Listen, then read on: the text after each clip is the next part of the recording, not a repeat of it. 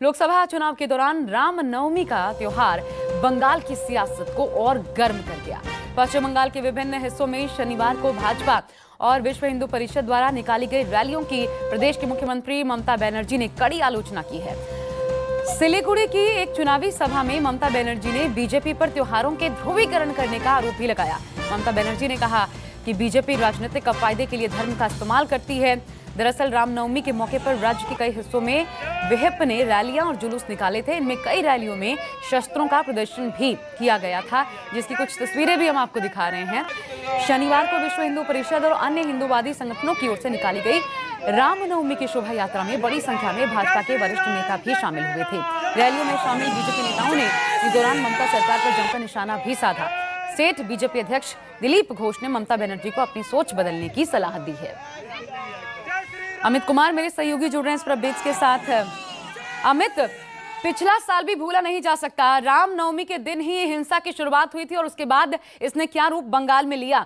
एक बार फिर क्या वही स्थिति उसी ओर बढ़ता हुआ आप देख रहे हैं?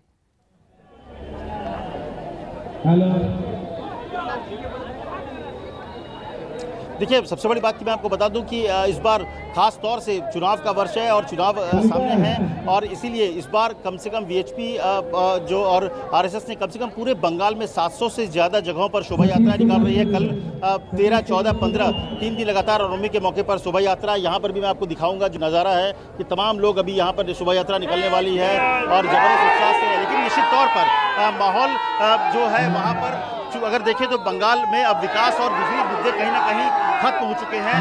सीधे सीधे ध्रुवीकरण और तुष्टीकरण की राजनीति पर चुनाव हो रहा है, क्योंकि जो गढ़ कभी बंगाल में कभी गढ़ लेफ्ट का हुआ करता था, कांग्रेस का गढ़ था, अब वो टीएमसी का है और सीधे टीएमसी पर ये जो आप देख सकते हैं जो तमाम शोभा यात्राएं जो निकल रही है, ये पिछले 4-5 साल की देन है। पिछले 4-5 साल से पहले इस तरह की शोभा यात्राएं नहीं निकलती थी, लेकिन पिछले जो तमाम लोग हैं उनसे जब बात हुई, उनका ये कहना था कि कहीं ना कहीं जिस तरह से ममता बनर्जी का तुष्टीकरण की राजनीति है उसके रिपरकशन, उसके विरोध में एक तरह से ये तमाम लोग निकले हैं। और यहाँ पर लोग हैं, बात करेंगे, लेकिन यहाँ पे जो लोग ज्यादा यहाँ पर क्यों शुरू हुआ? पहले तो इस तरह चलता नहीं था। सब घर भगवा छा जाएगा, पूरे हिंदुस्तान में एक ही नारा होगा, घर भगवा। नहीं, देखिए यहाँ पर जो लोग हैं लेकिन युवा है, जोश में है, लेकिन सही में अगर देखें तो जिस तरह से पिछले कुछ दिनों की राजनीति बंगाल में हुई है, यहाँ पर हिंदुओं में एक नाराजगी आई, क्योंकि चाहे इमाम भत्ता की बात हुई हो या फिर जिस तरह से दुर्गा पूजा में मुहर्रम के नाम पर विसर्जन को रोका गया, तो इस तरह से चीजें हुई। हालांकि सॉफ्ट हिंदुत्व की तरफ कहीं ना कहीं ममता बनर्जी को भी झुकने के लिए मजबूर होना पड़ा, क्योंकि उन्होंने फिर पिछले